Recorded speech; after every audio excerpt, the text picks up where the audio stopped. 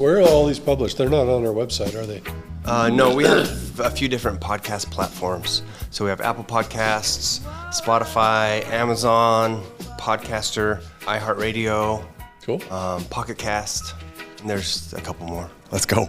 One of our listeners was here in the office this last week, and I was chatting with him, and he's like, you know what I really liked about one of the podcast episodes? I liked Chuck's story. Like his senior prank story. What story was it? It was the tire story. Oh yeah, you put the And the tire on top of the Oh, flagpole. flagpole. Steel belt, That was the high radio- school prank. Yeah. Yeah.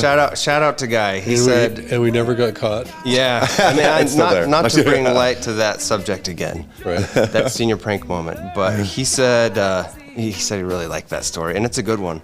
Was it the teens? It was episode 16, Expanding Investment Horizons with Chuck Matheny. So for anybody who wants to hear that story, check out that episode.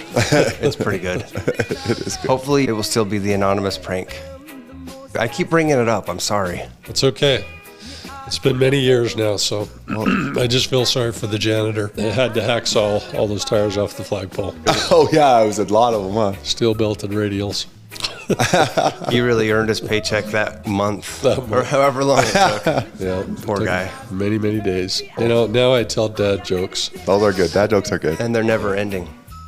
Well, what's going on, HIG podcast family? We are here today at the Harris Financial Center in Provo, Utah. I'm MattyP, here with the host of this podcast, Bronson Kaufusi. What's up, Bronson? Hey everyone, How you doing? doing great.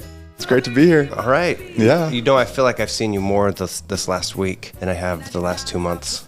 Yes, Busy times. it is busy. So much going on.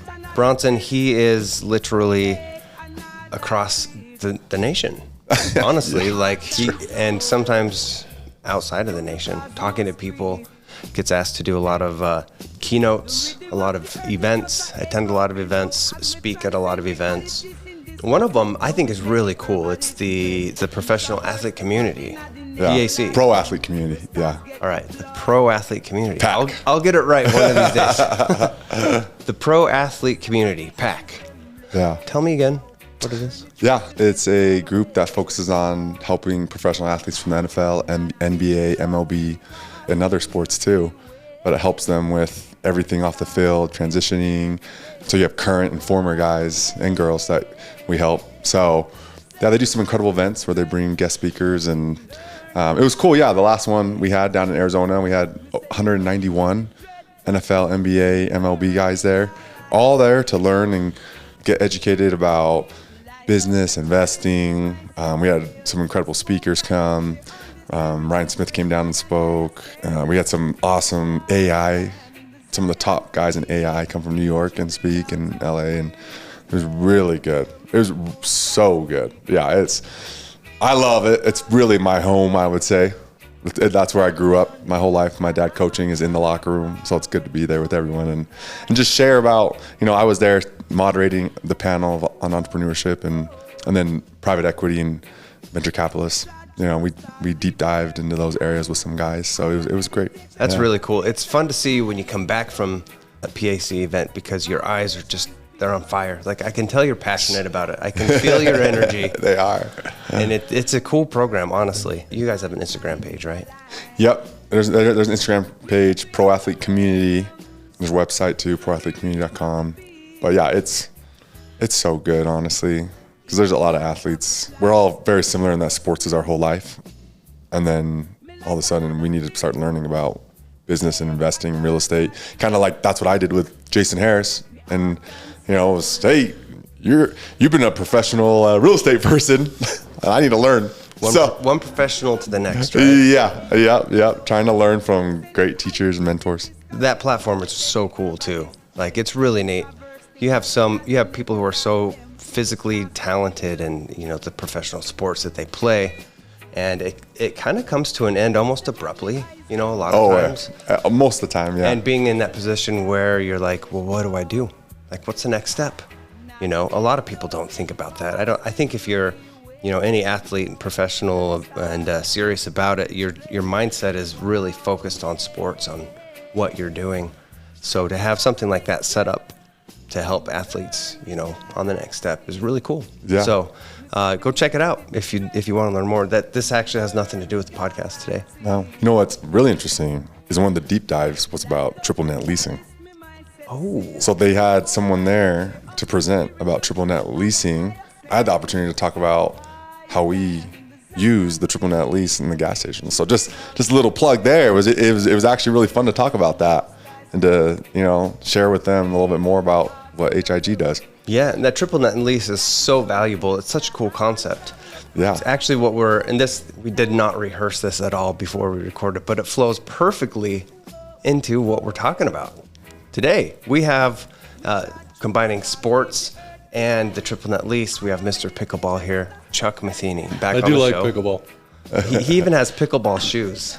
I'll tell you though, his sweet wife Joan, she's so kind, except on the pickleball court. Like, she's all game. Now watch out. Oh man, yeah, she will take you to town.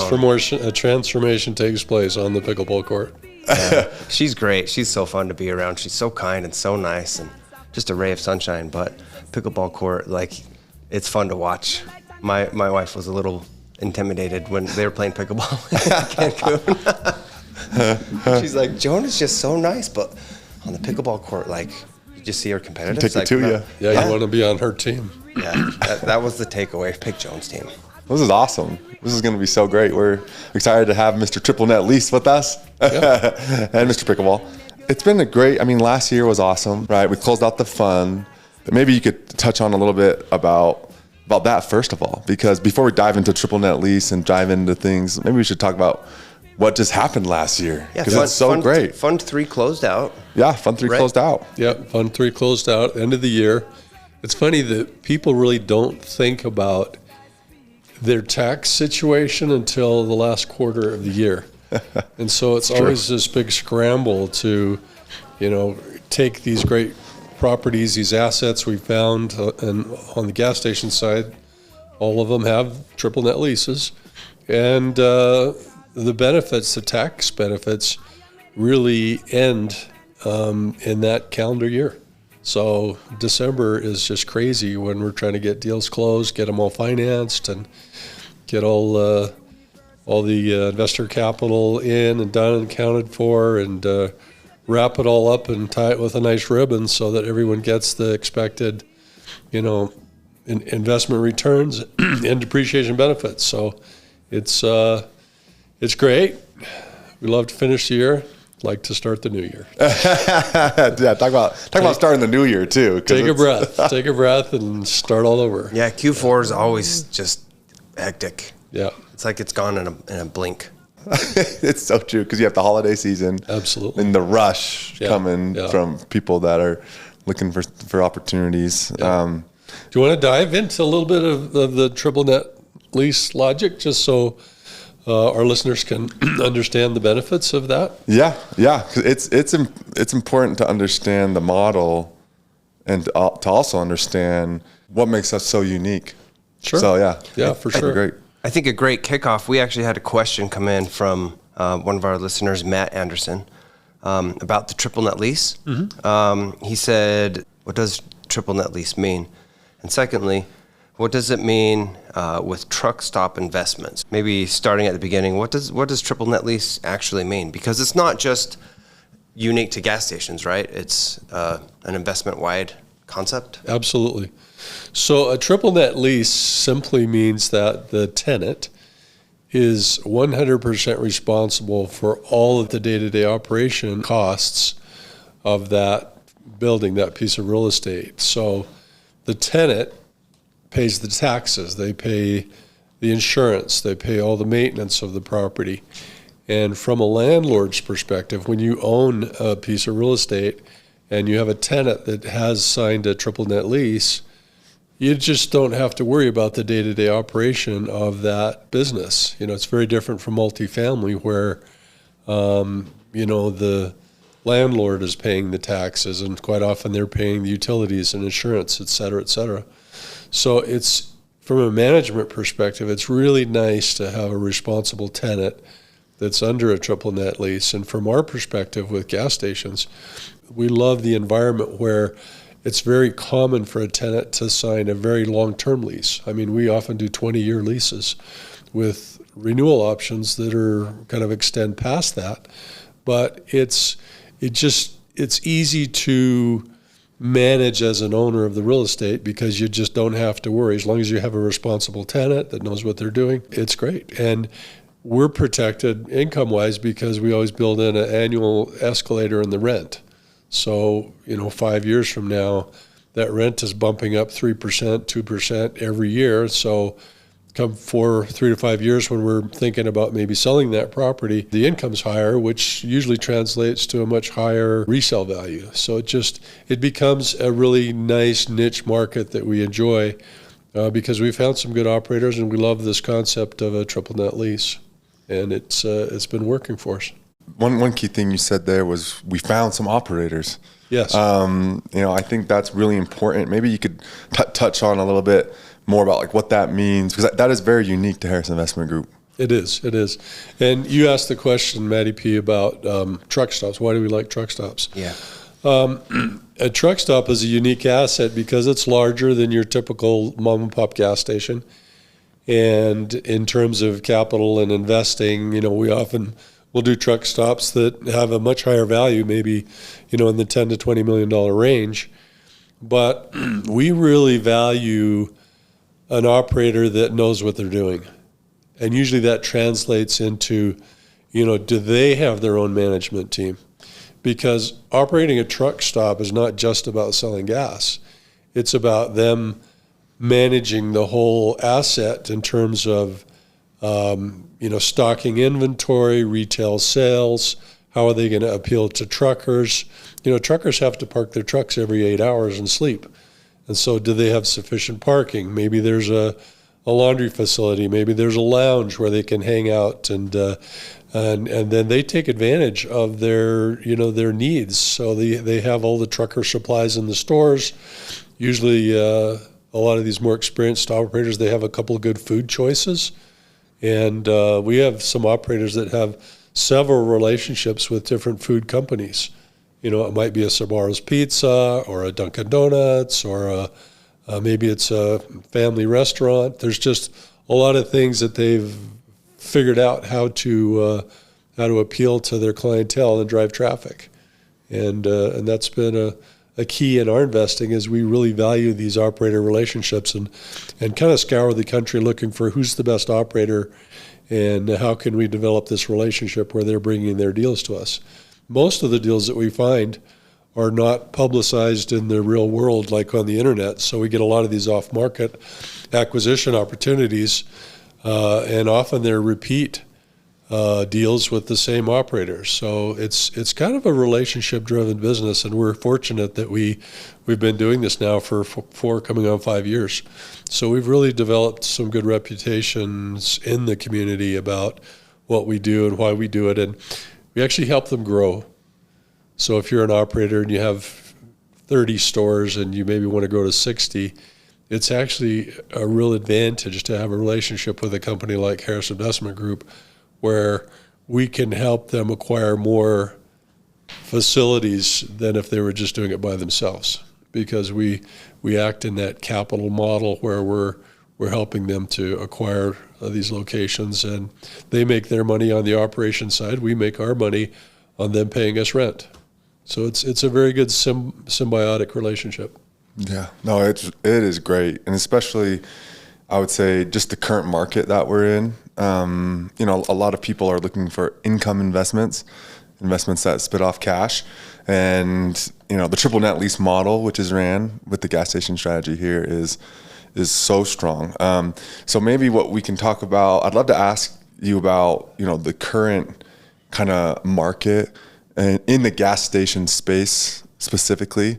Just kind of what you're seeing, what's kind of going on. I mean, it's such a unique market, and like you said, it's a relationship business. So the people that have those relationships in that market are the ones that really know what's going on. So yeah, I'd love to hear what you think. Yeah, and you see the good companies kind of rise to the top, and the weak ones suffer. And it's good to understand that. The other thing that's really changed the landscape in our market is just the evolution of rising interest rates. That has changed the landscape, and it's really challenging when you used to be able to go get financing at 4%, and now you're looking at 7.5% interest rates. And so you can't buy the same property at this low return rate that we were buying things at 2 years ago. And now, you just need a higher return, because you want to have, right from day one when you own that real estate as a brand new asset, you want to know that you've got a good cash on cash return. I mean, we always leverage when we acquire assets, because we want to take advantage of the depreciation. And, we're typically getting 65, 70% loan to value ratios when we go to finance a new property. And that benefits us because you get greater depreciation. And if you can still keep that gap between the return we're buying a property at and the interest rate that's set when you first close on that mortgage, we want to see there's maybe a 2.5% spread between those two, so that maybe that property is going to day one cash flow at a 8%, 9% cash on cash return. And that's really valuable. You don't really see that when you're buying a multifamily property. If you have good operators and good real estate, I feel like it's maybe a little less lower risk profile. Yeah. And to me, that as a real estate investor, it's all about risk and return. Yeah. That's true. The two big R's, risk and return. I think that is something that's awesome, is that we have, the operators, right? Which is so key, relationship business, right? But then, I mean, like you said, being able to come off the bat with cash flow and making sure you win on the buy, which is, I mean, that's why people love real estate, because you can know before you go. And that's where it's like, oh wait, this is a gas station, but it's like, no, it's real estate too. So it's kind of a mixture of both. So, I mean, one other question I had that you touched on right there was, you talked about the depreciation.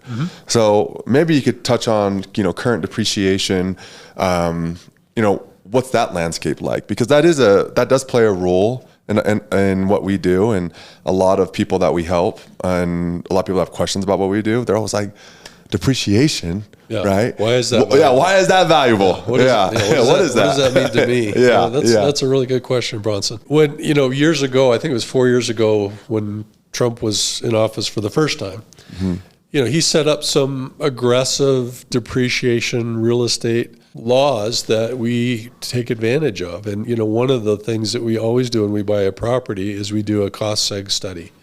And basically that allows you to look at all the things that you might have to replace in the first 15 years of owning a property. And you can accelerate that entire value right to day one of the first year that you own the property. So if we're buying a $10 million truck stop, we might get $8 million of depreciation.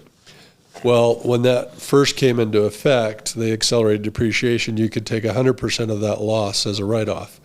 And then the next year it dropped to 80%. Last year it was 60%. This year it's only 40%. And so if you're investing $1 million, you might get this year, $800,000 in a depreciation loss. And if you have the right circumstance, then that you can actually take that passive loss and apply it against your other income, W-2 or maybe even capital gains. But we're pretty optimistic that this year that's all going to change. And we think that they're going to go back to 100% accelerated depreciation, which means that if you invest $1 million equity in a property, you might be able to even get $2 million of a loss in that first year of ownership. So that can have a huge value and offset the taxes that you might owe. So for a real estate investor who's pretty savvy, if you can properly qualify for that, you might be able to use your Uncle Sam's money and buy real estate, not just get an 8 or 10% return, but in addition to that, you may avoid paying hundreds of thousands of dollars in taxes. And if you can do that year after year after year, just imagine the real estate portfolio you're building up over time. And we have a lot of clients that are repeat clients that have learned that this is a great thing, and they are repeat investors on multiple deals and have really enjoyed the benefit of this tax law. It's not a loophole. It's Yeah, I was just going to say that whenever I talk to people about this, the first thing they say is this a loophole? Yeah. Like, that's just a common term, I think, that we've all heard, and they just they associate it with it. But it's not a loophole. It's an actual law. Yeah. I think in 2017 is when it was first passed. It was the Tax Cuts and Jobs Act, right? Right. Yeah. That's what it was. And then it's slowly been phasing out, like you said. But Trump has talked about bringing it back, reinstating it. It was kind of a hot topic, I think, during the debates. Even after he was sworn in, he addressed it, a few times. It's a big deal. And if your business is to take a certain percentage of your wealth, of your assets, and invest in real estate, you'd be crazy not to consider the advantages and benefits of utilizing depreciation, especially accelerated depreciation. And then if you own an asset for 3 to 5 years and you're going to sell it, and then you also have the opportunity to do what's called a 1031 exchange, and then take your profits and roll it into another property, and you're kicking that recapture down the road. And so it can become a really good strategy in investing in real estate and a way to build your real estate portfolio over time. Gas stations, they're a Swiss Army knife. Real estate. They really are. And the term 1031 exchange, that's a key term. Bronson and I, we've been talking a little bit about this, and Kyle, he's done quite a few 1031 exchanges in his time. We're going to have him on here in the next little bit in the near future to talk about those. But they really are the Swiss Army knife. Gas for station. Sure, yeah. Cash flow, depreciation, opportunity to 1031. I mean, income or growth. Yeah, it's crazy. You are increasing the value of that property because you're technically flipping it into something nicer. Yeah. And now you get an awesome payout at the end too, right? And then, so yeah, it's such a unique model, and it's awesome to hear and learn that. Well, and I get asked the question quite often of, how are you guys able to buy property at a 9% or 10% return when most of the properties that are kind of comparable are trading at a 7% return or maybe 6.5%? We're very fortunate because our relationships with these operators are such that they recognize that maybe we're taking a little bit more risk because maybe they're turning an older truck stop into a franchisee type truck stop, like maybe a TA Centers of America, or maybe they're acquiring a portfolio of smaller gas stations, and they're getting a great deal because they're buying in bulk. With their relationship with us, they want to take advantage of our access to capital, and we just get much, much better returns than the market. And it also helps on the resale side. If we can buy something at a 9 cap and sell it at a 7 cap, and we can make 2 points difference, there's a significant market appreciation in value. And so it's all about the relationships, and it's all about having a good relationship, even with the brokers that specialize in this. And we actually are very fortunate because we have this reputation of, I think 95% of the deals we put in escrow, we close. So the brokers realize that, hey, if they bring their deals to Harris Investment Group, they have a high level of confidence that the deal will get done, it will get closed. They'll earn a commission, and they'll live to bring us another deal another day. And so having that relationship, even with the brokers that specialize in those kinds of properties, has been very, very, very valuable to us. We're in a real unique position that we have that opportunity and can leverage it into some really good real estate acquisitions.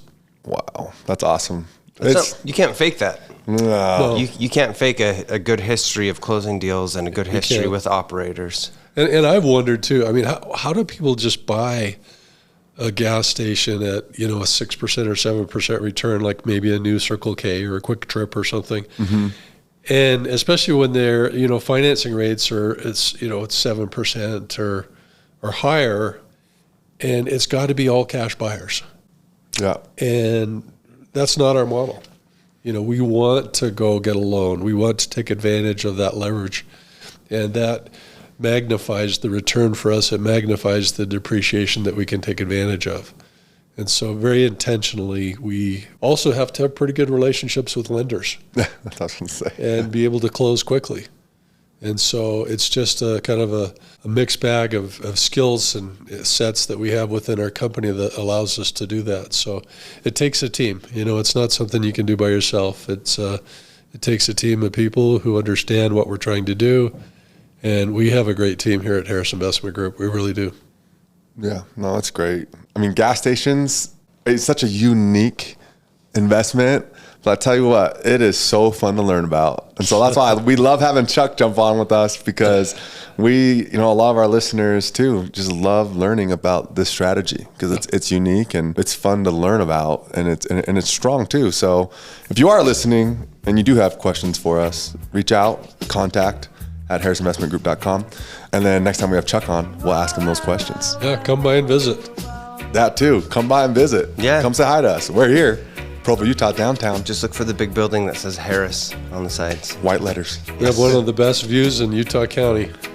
Maybe the best. I came and played pickleball here this last weekend. My oldest was here, and he's like, "Dad, I want to see your office," because he hasn't been up here yet. So I brought him up here, and it was like right when the sun was setting, and he was like, "Oh my gosh, like this is awesome." And then he's like, "Dad, you have a big boy job.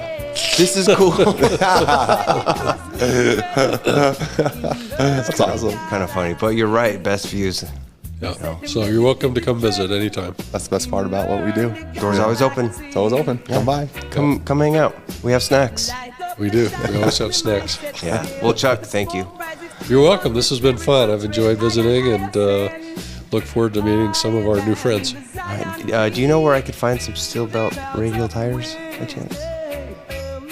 I don't. All right. Your closest tire shop on the corner. Bronson, hope you find your dad. Hey, he's out there. I'll get him. We'll catch you next time.